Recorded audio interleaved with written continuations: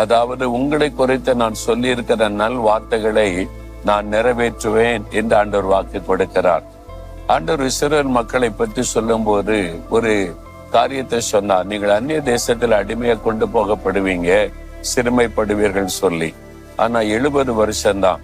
அது முடியும் பொழுது நான் உங்களை சந்திப்பேன், திரும்ப கொண்டு வருவேன், உங்களை மேன்மைப்படுத்துவேன், ஆசீர்வதிப்பேன், என்னை உங்களுக்கு வெளிப்படுத்துவேன் என்று வாக்குத்தத்தெல்லாம் ஆண்டவர் கொடுத்திருந்தார். அந்த மக்கள் அப்படிப்பட்ட சூழ்நிலையில் இருக்கும் போது ஆண்டவர் வாக்கு கொடுக்கிறார். உங்களை குறித்து சொல்லி இருக்கிற நல் வார்த்தைகளை நான் நிறைவேற்றுவேன் என்பதாய் சொல்லுகிறார். இன்றைக்கு தீமையான காரியத்தை அனுபவித்துக் கொண்டிருக்கிறீங்களா? கஷ்டங்கள், இழப்புகள், நஷ்டங்கள், வேதனைகள், நிந்தைகள், அவமானத்தை அனுபவித்துக் கொண்டிருக்கிறீங்களா?